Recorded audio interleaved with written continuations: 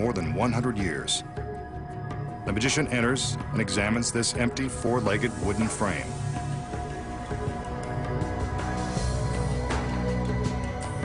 From the round top, he lowers a chain. Next, his beautiful assistants wheel in a clothing rack filled with costumes, though most of their wardrobe could probably fit in a coin purse. One of his assistants makes a selection, a suitably seductive two-piece number and a pair of heels. The magician now hangs the costume from the chain as his assistants bring in a large hooded cloak. Kind of an extreme contrast in clothing, but whatever. I'm sure it's part of his plan. As they attach the cloak to the frame, a ghostly mannequin head is introduced. Creepy. Once the cloak is in place, the magician sets the head on top of the frame.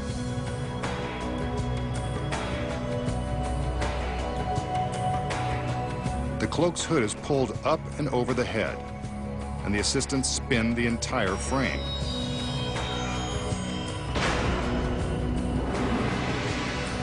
How about that? The mannequin has transformed into another beautiful girl, dressed in a sexy two-piece. That's one way to find a date for a Saturday night. But there's a secret to how he did it. So, how did the magician use an empty frame, a sexy costume, a large cloak, and a mannequin head to create a beautiful assistant? The secrets are incredibly simple. As the assistants wheel in the clothing rack, the girl who will materialize secretly sneaks in, hidden by the costumes.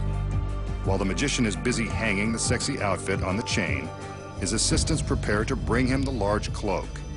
They hold it open so that it will hide the girl's path from behind the wardrobe rack to her next hiding spot, behind the frame. Once the assistants out front have closed the front of the cloak, the girl can slip inside the frame unnoticed. But what about the costume the magician hung inside the frame? The hollow base of this unit is constructed with flexible rubber pockets to hide the clothes.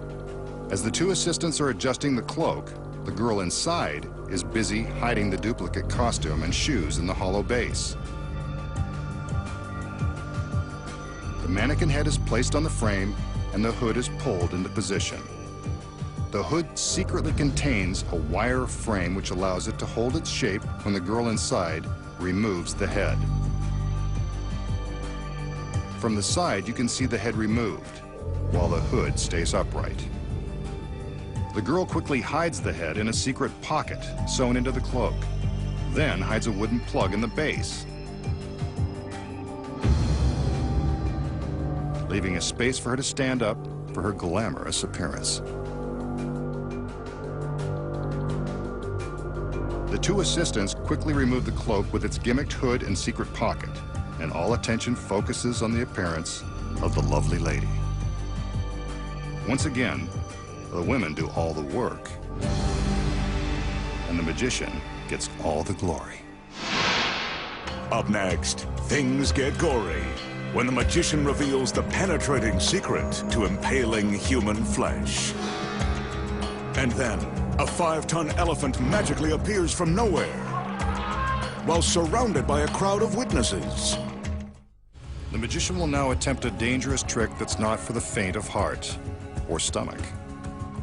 If you have an aversion to the sight of scary tricks, now's the time to look away. Or watch, if you dare. He's about to give himself a trendy body piercing the hard way. By the way, don't try this one at home. With his sleeve rolled up, the magician takes a long, stainless steel needle and jams it through his forearm. It's slow going, but he forces it through the flesh and muscle. I told you this was going to be upsetting, and it's about to get even gorier. The magician begins to withdraw the needle, and sure enough, he lets loose a small gusher of blood. I keep reminding myself that this is just a trick. He'd better pull it out before he gets weak in the knees. I know I am. There it is. He's a braver man than I, and I keep reminding myself that it's just an illusion. So how did the magician thrust the needle through his forearm and draw blood without inflicting serious injury. Rest assured, this is just an illusion, and the blood is all part of the gag. The secret is in this ordinary bottle of rubber cement. Before the trick begins, the magician takes a healthy dose of the clear cement and applies it to his forearm. He's careful to get complete coverage on his skin. When the cement dries, it will be impossible to detect. Now when the magician appears to plunge the needle into his arm, he's merely pressing it against his skin. He struggles a bit to make the illusion more convincing. Once the needle appears to be completely inserted into his arm, he pinches his skin around the steel. The rubber cement causes the skin to stick to itself.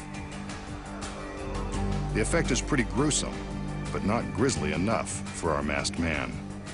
He wants us to see blood. That's where a trick needle comes in handy. It's secretly hollow, and the knob on the end is really a rubber bulb that contains fake stage blood.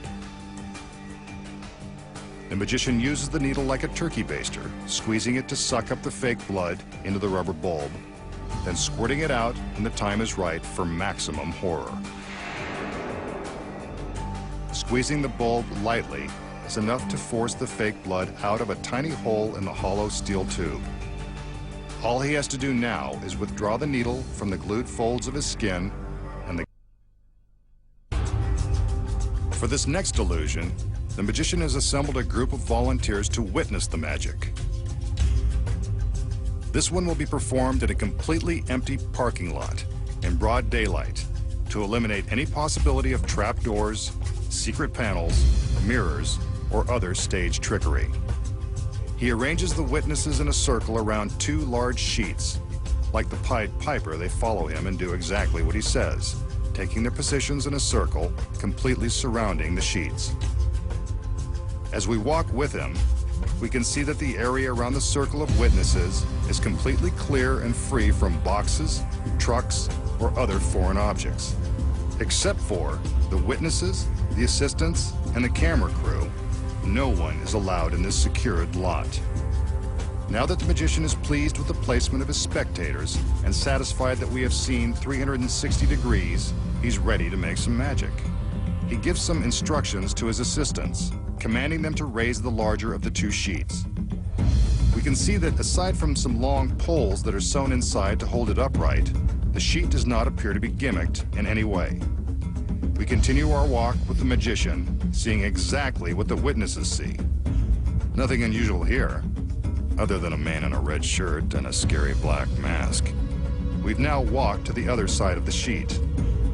There's nothing extraordinary to report here. The magician commands his assistants to bring in the sides of the sheet, forming a large three-sided box. Now to close it up, he commands the smaller sheet to be raised to form the front of the box.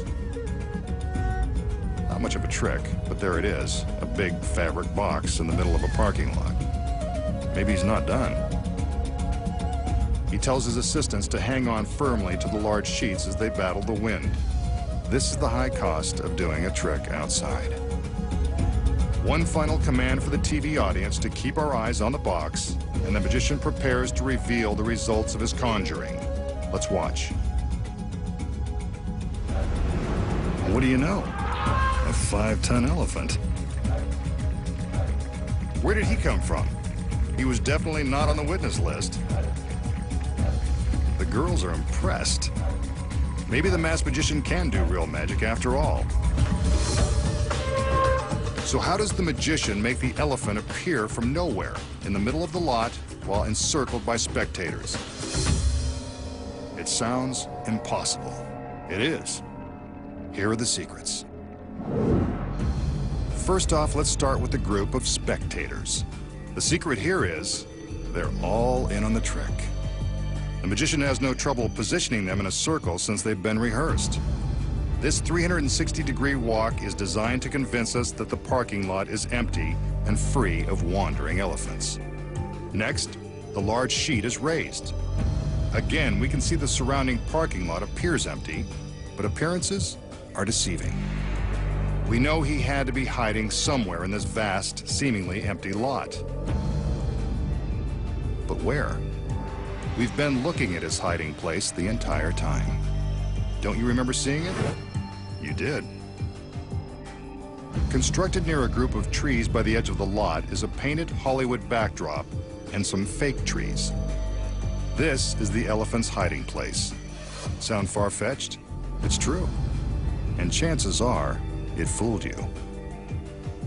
Even though this looks like a setup that a cartoon roadrunner might use to trick a wily coyote, it's actually an effective hiding place for the elephant and his trainer. No one would ever expect a real pachyderm could be stashed away behind some phony trees in the middle of a parking lot, completely undetected. But the farther away the camera travels, the more deceptive the phony setup looks. See it now? When you know it's there, it's much easier to spot. The trick is that you didn't see it the first time because you didn't know where to look. This continuous camera angle from the illusion is low and only shows the front side of the sheet. The trick only works from this perspective because as the sheet is raised, the elephant begins to approach from the rear.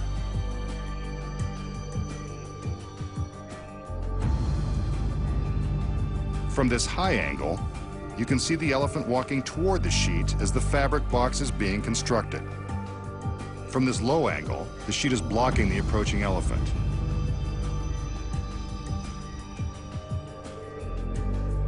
The paid witnesses step aside to allow the elephant and his trainers some room to sneak through the circle. From the low angle in front, there's no sign of the elephant. Two stagehands who are dressed like spectators tear open the back of the fabric box and the elephant walks inside. The sheet is held together with long Velcro strips. As soon as the elephant is inside, the Velcro is quickly resealed. When the front sheet is lowered, it looks as though the elephant has appeared from out of the blue. And that's the secret to making an elephant appear from nowhere. Next time, the masked magician returns to reveal more of magic's biggest secrets.